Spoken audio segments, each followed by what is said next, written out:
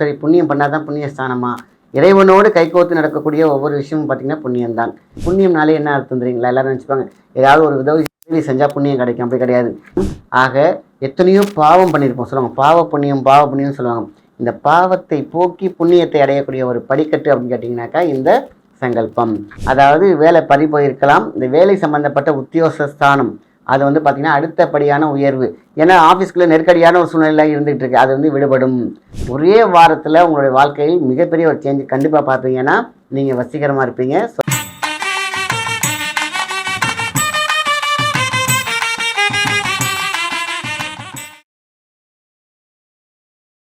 வணக்கம், உங்கள் மாயன் செந்தில்குமார். இன்னைக்கு பதிவு பார்த்திங்கன்னா ரொம்ப முக்கியம். ஆன்மீக பதிவு, தெய்வீக பதிவு, ரொம்ப முக்கியமான பதிவு.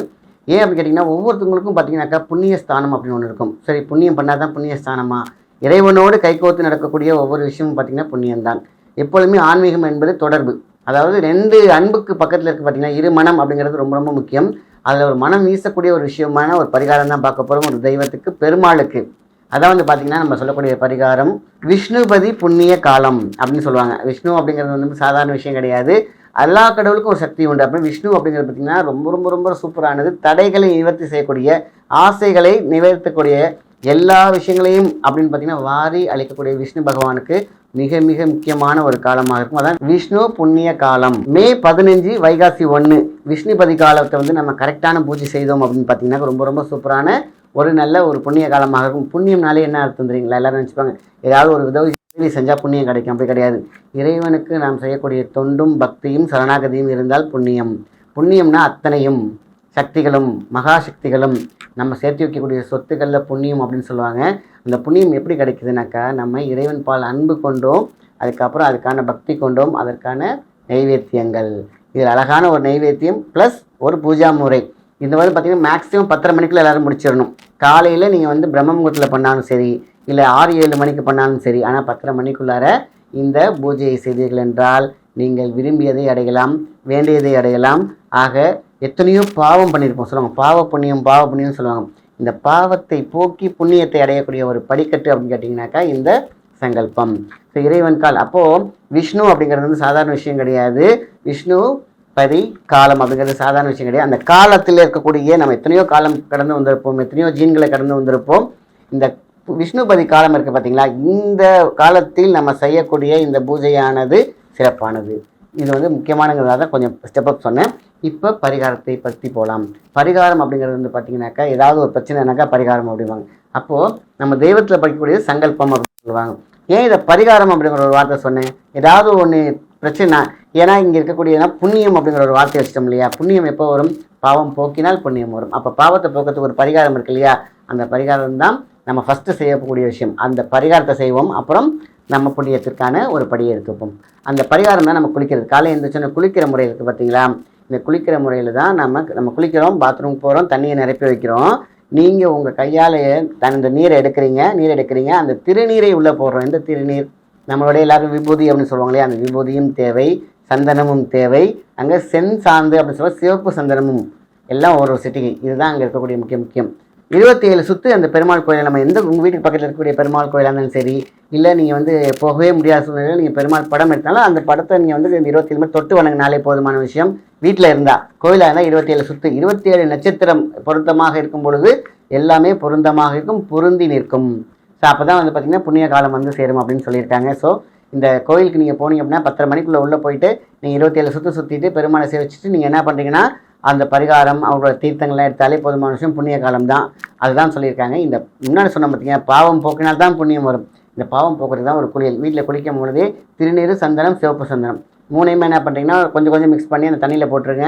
மிக்ஸ் பண்ணிவிட்டு குளிச்சுட்டு இப்போ நல்ல வாட்டரில் குளிச்சுட்டு நீங்கள் உங்கள் தேகத்தை சுற்றி செய்து விட்டு நீங்கள் அந்த கோயிலுக்கு போனீங்கன்னாக்கா பரிகாரமும் முடிஞ்ச மாதிரி இருக்குது, நம்ம சங்கல்பம் பண்ண மாதிரி இருக்கும். புண்ணியத்திற்குள் நுழைகிறோம், புண்ணிய வாசலை தொடுகிறோம். புண்ணியத்தை நம்ம என்ன பண்ணுறோம்? பாக்கெட்டில் அள்ளி போட்டு வரக்கூடிய மிகப்பெரிய ஒரு அந்த காலம்தான் விஷ்ணுபதி காலம். இதை மிஸ் பண்ணாதீங்க. அதனால் இந்த பதிவு எல்லாத்துக்குமே சொல்லிகிட்டு இருக்கோம். இந்த புண்ணிய ஸ்தலத்துக்குள்ளே வரோம், புண்ணிய காலத்துக்குள்ளே வரோம், என்னென்னலாம் நன்மை கிடைக்கும்? அதாவது கிடைக்காத வேலை, அதாவது வேலை பறி போயிருக்கலாம். இந்த வேலை சம்பந்தப்பட்ட உத்தியோகஸ்தானம் அது வந்து பார்த்திங்கன்னா அடுத்தபடியான உயர்வு. ஏன்னா ஆஃபீஸ்க்குள்ளே நெருக்கடியான ஒரு சூழ்நிலை இருந்துகிட்டு இருக்கு. அது வந்து விடுபடும். ஸோ இன்னும் யாராவது இன்னொரு கட்டுப்பாட்டில் இருப்பாங்க. மேக்ஸிமம் பார்த்தீங்கன்னாக்கா வீட்டுக்குள்ளேயா இருக்கட்டும், ஆஃபீஸாக இருக்கட்டும், இல்லை யாராவது ஒரு கண்ட்ரோலில் இருப்பாங்க, இல்லைன்னா எதிரியோட கண்ட்ரோலில் இருப்பாங்க, எதிரியோட பார்வையில் இருப்பாங்க. இது எல்லாம் விடுபடும் காலமாக இந்த காலம் இருக்கும். இது வந்து ரொம்ப ரொம்ப முக்கியம். அடுத்தது கல்யாணம் ஆகாத தடைப்பட்டு இருக்கு, இல்லைன்னா கல்யாணம் மாயும் துன்பத்தில் இருக்கக்கூடிய அத்தனை பேருமே, இல்லைன்னா குழந்தை பேர் இல்லாமல் இருப்பாங்க, ஏதாவது செல்வம் இல்லாமல் இருப்பாங்க, கடனில் இருப்பாங்க. ஆக எந்தெல்லாம் துன்பம் இருக்கிறதோ, வியாதியாலேயோ இல்லை மனசாலேயோ இல்லை மனிதர்களாலேயோ, இது எல்லாம் விடுபடும் காலம். ஏன்னா புண்ணியம் உள்ளே வரும் பொழுது பாவம் வெளியே பொழுது, இந்த பாவம் தான் என்ன பண்ணும் தெரியுங்கன்னா, இந்த ஆட்களை எல்லாம் வந்து நல்ல ஆட்களையும் சரி, நமக்கு விரோதிகளையும் தீய சக்திகளையும் கெட்ட சக்திகளையும் நம்மளை சுற்றி நிற்க வைக்கும். Black wave, black line, black circle அப்படின்னு சொல்லுவாங்க. புண்ணியத்துக்குள்ளே வரும்பொழுது என்னாகும், இதெல்லாம் ஓடி போயிட்டு வயலட் சர்க்கிள், கோல்டன் ஆரா எப்படி வர ஆரம்பிக்கும். அப்போ நல்லது தானே நடக்கும். Scientifically logic. அதுக்கப்புறம் மனசாலையும் மைண்டாலையும் நம்ம செய்யக்கூடிய விஷயங்கள் எல்லாமே தேவையில்லாதெல்லாம் வைன் பண்ணி அனுப்பிச்சி விட்டுறணும். பாருங்கள், பேசிகிட்டு இருக்கும்போதே பள்ளி சத்தம் போடுது, எவ்வளோ பெரிய சகனம் பாருங்களேன். நல்ல விஷயங்கள் தான். ஆக மொத்தத்தில் எல்லாமே நமக்கான விஷயங்களாக இருக்கும் பொழுது நம்ம இறைவன் பால் அன்பும் சரணாகதியும் இருக்க வேண்டும்.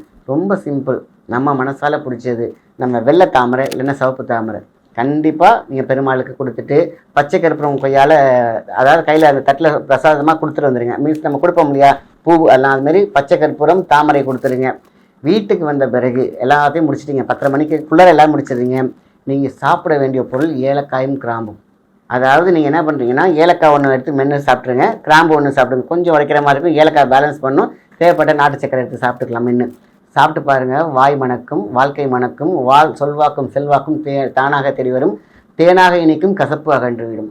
ஆக தேகத்தில் இருக்கக்கூடிய வியாதி போயிடும், துன்பம் போயிடும். இதை மட்டும் நம்ம என்ன பண்ணுறோம்னாக்கா எப்போயுமே டெய்லி குளிச்சு ஸ்டார்ட் பண்ணலாம். இந்த காலத்தில் ஆரம்பிக்கிறது ரொம்ப ரொம்ப விசேஷம். இது பெரும்பாலுமாகவே இந்த வீடியோ பார்க்குற அத்தனை பேருக்குமே ஒரு ஏலக்காய், ஒரு கிராம்பு, வெல்லம், நாட்டு சக்கரை நீங்கள் குளிச்சுட்டு மென்று சாப்பிட்டு போங்க. உங்களுடைய வாய் நல்லா இருக்கிற மாதிரியே இருக்கும். அந்த நாக்கு சுற்றி சொல்லுவாங்களே, நாக்கில் சனிடா உனக்கு அப்படிம்பாங்களே, அந்த நிதானம் கிடைக்கும், சக்தி கிடைக்கும், சொல்வாக்கும் செல்வாக்கும் கிடைக்கும், காரிய சித்தி. இது வந்து எல்லாருமே அந்த காலத்தில் செஞ்ச ஒன்று. வெத்தலையில் சாப்பிடுவாங்க அந்த காலத்தில். சில பேர் வெத்தலை பிடிக்கலன்னா நீங்கள் இதை மட்டுமே சாப்பிட்டு பாருங்கள். ஒரே வாரத்தில் உங்களுடைய வாழ்க்கையில் மிகப்பெரிய ஒரு சேஞ்ச் கண்டிப்பாக பார்ப்பீங்கன்னா நீங்கள் வசீகரமாக இருப்பீங்க. சொல்வாக்கும் செல்வாக்கும் உங்களை சுற்றி மனிதர்கள் நல்ல மனிதர்களாக இருக்கும் பொழுது உங்களுக்கு தேவையெல்லாம் பூர்த்தியாகும், பூர்த்தி செய்வார்கள், அன்பாக இருப்பார்கள். இது அடக்கம் சொல்லுவாங்க இல்லையா, இது எல்லாமே உள்ளுக்குள்ளே அடங்கிச்சுனாக்கா வாழ்க்கை சிறப்பு தானே. அதனால தான் ஒரு நீண்ட பதிவு. நல்ல விஷயத்தை மற்றவங்க ஷேர் பண்ணுங்கள். நன்றி, வணக்கம்.